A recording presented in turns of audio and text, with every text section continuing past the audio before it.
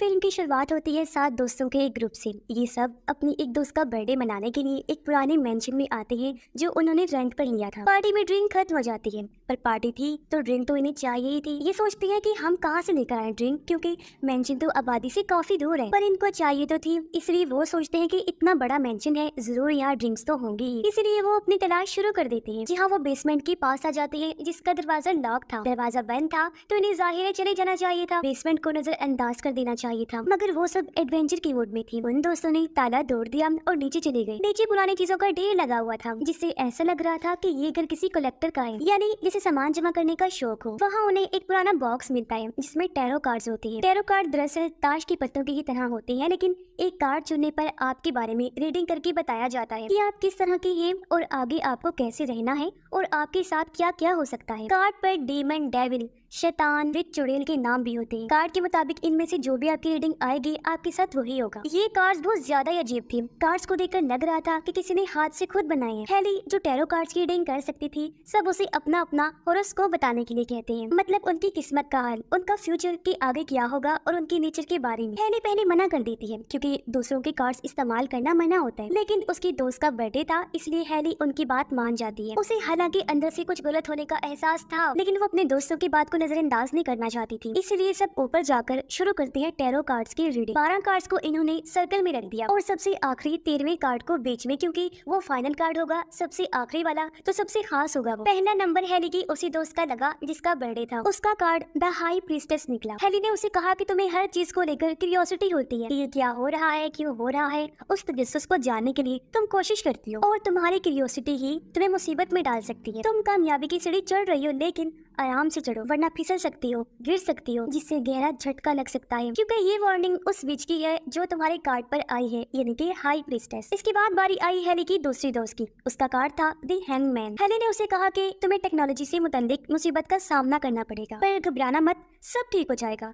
बस तुम प्रॉब्लम को देखकर घबरा मत जाना, भागना मत। इसके बाद अगला नंबर आता है दूसरी दोस्त पेज का। उसका कार्ड था द मैजिशियन। हेली उसे कहती है कि तुम्हें कोई 2 हिस्सों में खींचेगा, तुम्हें वहाँ पर बंद कर देगा, पर वो इसी नजरअंदाज कर देती है। अब एक दोस्त पैक्सटन बाथरूम जाता है, उसे बालकनी में कोई दिखाई देता है, मगर जब लाइट ऑन की तो वहाँ कोई भी नहीं था। अगला नंबर हेली की मेड फ्रेंड का था, लेकिन वो हेली से रीडिंग लेने से मना कर देता है क्योंकि उनका झगड़ा हो चुका था। उसकी जगह पैक्सटन आकर बैठ जाता है। उसका कार्ड द फूल निकलता है। हेली उसे कहती है कि जल्दबाजी में कोई फैसला मत लेना, तुम्हें ट्रैप महसूस होगा कि तुम फंस गए हो, लेकिन तुम अपने करीबियों पर भरोसा करना। एक दरवाजा अगर बंद होगा तो दूसरा दरवाजा खुल जाएगा और तुम अपने दोस्तों के लिए कहीं ना कहीं से आ ही जाओगे। अब अगली बारी थी पेज की दोस्त की। उसका कार्ड द हर्मिट था। अब ये लड़का अपने असूलों को तोड़ने वाला था, इसीलिए उसे बताया गया कि हर्मिट की लाइट जो है वो तुम्हें गलत रास्ते पर ले जा सकती है और तुम्हारे सामने प्यार के जो रास्ते खुल रहे हैं उन पर सोच समझ के चलना, और तुम्हें कहीं से पैसे भी मिलने वाले हैं। सबकी रेटिंग हो गई थी और अब बस हेली का दोस्त ही बचा था, इसलिए वो भी आगे आ ही जाता है। उसका कार्ड निकलता है द डेविल। उसे बताया जाता है कि तुम अपने रिश्तों को खराब कर रहे हो, तुम डीमन का सामना करो, या तो तुम्हें किसी की कुर्बानी देनी पड़ेगी या किसी अपने को खोना पड़ेगा। अगर तुम चाहते हो कि ऐसा ना हो तो डीमन का मुकाबला करना। सबकी रीडिंग होने के बाद हेली ने अपनी रीडिंग भी कर ली। उसका फाइनल कार्ड था डेथ। उसके लिए ये था कि प्यारी उसकी मौत की वजह बनेगा और अगर उसकी मौत ना हुई तो नई शुरुआत हो जाएगी। हेली इस बात को सीरियस नहीं लेती, पर अंदर ही अंदर उसे अजीब सा भी महसूस हो रहा था। अगली सुबह सब वापस निकल पड़ते हैं। रास्ते में ये लोग एक गैस स्टेशन पर रुके, जहाँ पेज की दोस्त के एक कार्ड को स्क्रैच करने से $7,000 निकल गई, जिससे वो काफी खुश हो जाता है। लेकिन एक तरह से ये उसकी टैरो रीडिंग पूरी हो गई कि तुम्हें कहीं से पैसे मिलने वाले हैं। रात को सब अपने अपने घर चले जाते हैं, जबकि हेली की दोस्त जिसका बर्थडे था वो हॉस्टल चली जाती है। वो जब नहाकर बाहर निकलती है तो देखती है कि एक सीढ़ी एटिक से नीचे आ रही है। तब उसे चुपचाप ऊपर करके वो अपने कमरे में चली जाती है, क्योंकि हेली ने कहा था कि क्यूरियोसिटी में नहीं पड़ना। मगर थोड़ी देर बाद कोई जोर से उसका दरवाजा खटखटाता है। जब दरवाजा उसने खोला तो वो देखती है कि सीढ़ी वापस नीचे फिर से आ गई है। वो सीढ़ी के पास जाने लगी, लेकिन ये नोटिस नहीं कर पाती कि कोई पीछे खड़ा हुआ है, पर उसे थोड़ा थोड़ा महसूस हो रहा था। और उसने जैसी लाइट ऑन की वहाँ पर कोई भी नहीं था। वो सोचती है कि ये बस हॉस्टल की लड़कियां होंगी जो मेरे साथ मजाक करेंगी, इसलिए वो भी जल्दी जल्दी सीढ़ी पर चढ़ने लगती है। पर ऊपर एटिक में हॉस्टल की कोई लड़की नहीं थी, बल्कि थी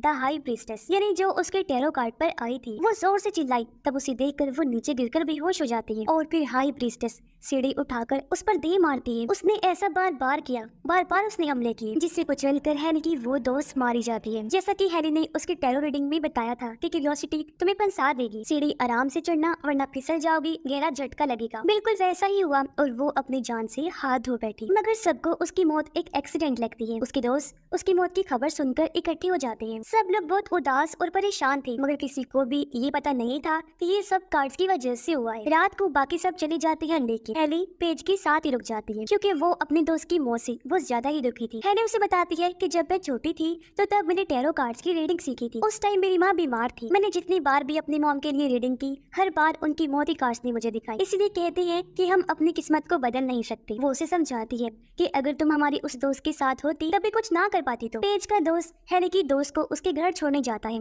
लेकिन जब वो वापस आ रहा था तो उस टाइम उसके टैरो कार्ड का डीमन यानी हरमिट उसके पीछे लग जाता है। अब पेज का दोस्त ट्रेन से वापस जाना चाहता था, लेकिन हरमिट की लाइट ने उसे गलत साइड जाने पर मजबूर कर दिया जैसी उसकी रीडिंग आई थी। और अब अचानक एक ट्रेन आकर उसे कुचल देती है, जिससे बुरी तरह उसकी मौत हो जाती है। और कुछ इस तरह इसकी रीडिंग सच हो गई, यानी प्यार की रास्ते पर सोच समझ के चलना। वो अपनी उस दोस्त को छोड़ने आया था जिसे वो पसंद करता था। और दूसरी बात, हरमिट की लाइट ने उसे गलत रास्ता दिखाया जो उसकी मौत की वजह बना, यानी कि रीडिंग के हिसाब से इनकी मौतें हो रही थी। अगले दिन जब उसकी मौत की खबर उन दोस्तों को मिलती है तो वो काफी परेशान हो जाते हैं। हेली को शक होता है कि ये सब रीडिंग के हिसाब से हो रहा है, वरना 2 दिन में 2 दोस्त कैसे मर गए, ये इत्तेफाक तो नहीं हो सकता। बाकी सब भी हेली की इस बात पर राजी हो जाते हैं और सोचने लगते हैं कि अब हमें क्या करना चाहिए। पर अब जाहिर है उन्हें मदद चाहिए थी, इसीलिए उन्होंने इंटरनेट का सहारा लिया। उन्हें एक औरत के बारे में पता चला जो इन सब चीजों की माहिर थी, क्योंकि वो एक ऑरेकल थी। ऑरेकल ने टैरो कार्ड्स के बारे में लिखा था कि कैसे इनकी वजह से इतने सारे लोगों की मौतें हुई है। उन्होंने ऑरेकल का नंबर मिलाया, लेकिन वो फोन नहीं उठाती। तब सबने फैसला किया कि सीधा उसके घर जाएंगे,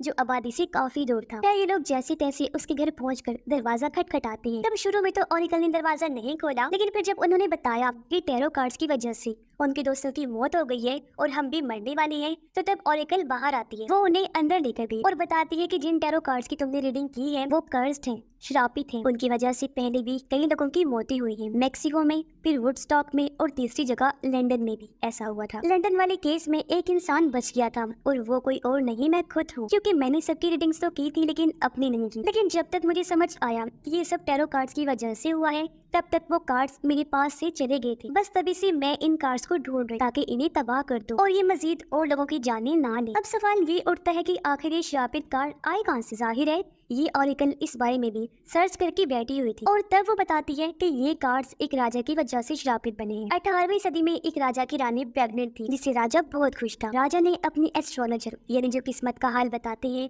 उससे रीडिंग करवाई। तब पता चला कि बच्चा और रानी दोनों मर जाएंगे जब रानी बच्चे को पैदा करेगी। ये सुनकर राजा को गुस्सा आया और उसने कहा कि रीडिंग को बदलो, ऐसा नहीं हो सकता। एस्ट्रोलॉजर ने कई दफा रीडिंग्स को बदलने की कोशिश की, लेकिन हर दफा मौत का ही रिजल्ट आया, जो था डेथ। पर इसका मतलब मौत भी हो सकता है और नई शुरुआत भी। पर राजा ने इसे मौत ही समझा, लेकिन इस वजह से राजा गुस्से में आ गया और एस्ट्रोलॉजर और उसकी बेटी को किंगडम राज्य से बाहर निकाल देता है। लेकिन जब वक्त आया, रीडिंग सच हो जाती है, यानी कि रानी की मौत हो जाती है जब उन्होंने बच्चा पैदा किया और उनका बच्चा भी मारा जाता है। ये देखकर राजा को बहुत दुख हुआ और उसे इतना गुस्सा आया कि वो तो जैसे पागल ही हो गया। उसने एस्ट्रोलॉजर पर विचक्राफ्ट का इल्जाम लगाया, यानी कि ये जादू टोना करती है। उसे काफी सजाएं दी और फिर उसकी बेटी को अपने सिपाहियों के साथ मिलकर मरवा दिया, जिससे एस्ट्रोलॉजर बहुत दुखी हुई और उसे भी बहुत गुस्सा आता है। इसलिए बदले में एस्ट्रोलॉजर ने वो खतरनाक कार्ड्स बनाई और उनका इस्तेमाल करके राजा और उसके सिपाहियों की रीडिंग की। फिर एक खतरनाक रिचुअल करके अपनी जान ली ताकि उसकी आत्मा हमेशा उन कार्ड्स के साथ बंधी रही। और कुछ इस तरह ये कार्ड्स श्रापित हुए क्योंकि उसकी आत्मा उन कार्ड्स के साथ जुड़ी हुई है। फिर एक एक करके राजा और उसके सिपाही मरने लगे, बिल्कुल वैसे जैसे उनकी रीडिंग्स हुई थी। और कुछ इस तरह एस्ट्रोलॉजर का बदला पूरा हुआ। लेकिन क्योंकि उसकी आत्मा इन कार्ड्स के साथ बंधी हुई है,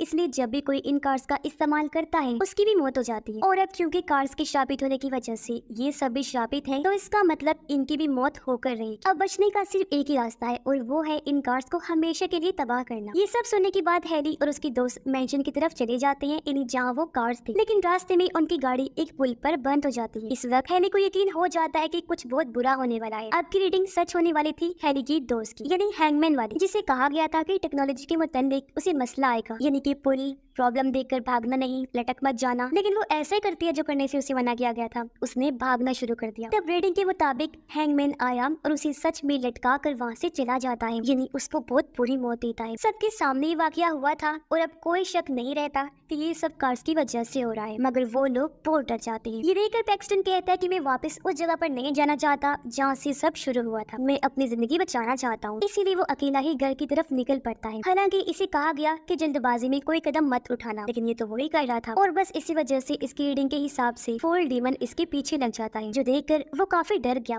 और जल्दबाजी में वो लिफ्ट में चढ़ जाता है। मगर वो यहाँ फंस गया था, जैसा कि उसकी रीडिंग में आया था कि तुम ट्रैप महसूस करोगी, क्योंकि तभी फूल उसके सामने आ जाता है, यानी कि उसकी मौत। हेली और बाकी दोस्त मेंशन पहुंचकर टैरो कार्ड्स को आग में फेंक देते हैं, लेकिन वो ये देखकर काफी चौंक गई कि एक भी कार्ड को आग नहीं लगी। और अब जब ये देखकर उन्हें कुछ समझ नहीं आता तो उन्होंने ऑरेकल को बुलाया। ऑरेकल ने बताया कि इन कार्ड्स को तबाह करने के लिए एक रिचुअल करना होगा, जिससे एस्ट्रोलॉजर की आत्मा को कार्ड से अलग किया जाएगा। ऑरेकल रिचुअल शुरू करती है और एस्ट्रोलॉजर की आत्मा को बुलाती है, पर उसने ये नहीं सोचा था कि आत्मा कितनी ताकतवर हो सकती है। आत्मा ने आकर उल्टा ऑरेकल की ही रीडिंग कर दी और उसका फाइनल कार्ड आया 6 ऑफ स्वॉर्ड, यानी 6 तलवारें उसने ऑरेकल के अंदर घुसा कर उसकी जान ली। ये देखकर हेली और उसके दोस्तों ने वहाँ से भागना शुरू कर दिया, लेकिन पेज उनसे अलग हो जाती है और उसकी रीडिंग भी सच होने लगती है, यानी उसे बताया गया था कि तुम्हें कोई 2 हिस्सों में खींचेगा। उसके टैरो कार्ड का मैजिशियन उसे एक बॉक्स में बंद कर देता है, फिर उसे आरी से 2 हिस्सों में काट डालता है और कुछ इस तरह उसकी मौत हो जाती है। इसके बाद डेथ और डेविल भी इन दोनों के पीछे लग चुकी थी, यानी उन दोनों दोस्तों के टैरो कार्ड्स की रीडिंग, जो एक हेली का था और दूसरा उसके दोस्त का। तब हेली को एक आइडिया आता है कि अगर मैं एस्ट्रोलॉजर की रीडिंग कर दूं तो उसके मरने के बाद सब कुछ ठीक हो जाएगा, क्योंकि ऐसे कार्ड्स और उसकी आत्मा दोनों अलग हो जाएंगे। आत्मा खत्म होगी तो कार्ड्स खत्म होंगे,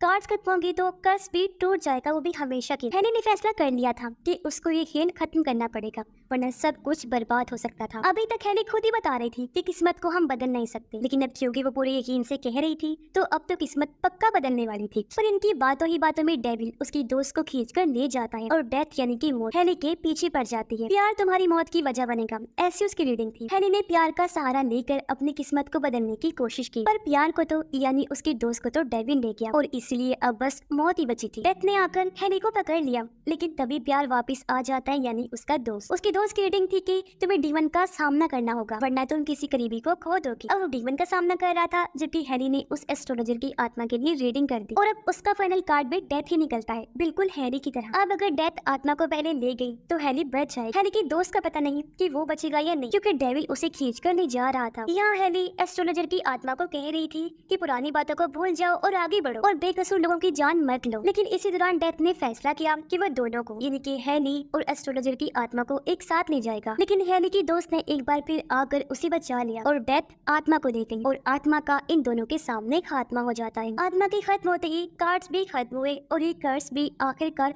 हमेशा के लिए खत्म हो जाता है। अब जिस तरह डेथ का मतलब मौत और नई शुरुआत है, तो मौत बन गई उस आत्मा की और अब नई शुरुआत बन गई थी हैरी की। अब जब ये दोनों वापस जा रहे होते हैं कि तभी सामने से एक कार आ जाती है और उसमें था पैक्सटन और उसकी रीडिंग थी कि अपने दोस्तों के लिए कहीं न कहीं से वापस आएगा। अब हमें पता चलता है कि ये फूल से लिफ्ट में कैसे बचा था। तो तब दरअसल उसकी दोस्त ने, जो उसके साथ रूम में रहता था, उसने आकर दरवाजा खोल दिया था और इसे बचा लिया था, यानी जैसा उसकी रीडिंग में आया था कि कोई करीबी उसे बचाएगा। इस वजह से फूल डीमन चला गया। अब इनकी रीडिंग के हिसाब से ये बच गए थे, लेकिन आखिरकार इन्होंने उन शापित कार्ड्स को भी हमेशा हमेशा के लिए बर्बाद कर दिया, यानी कि अब किसी की भी मौत इस तरह नहीं हो। और इसी के साथ ये फिल्म भी इधर ही खत्म हो जाती है।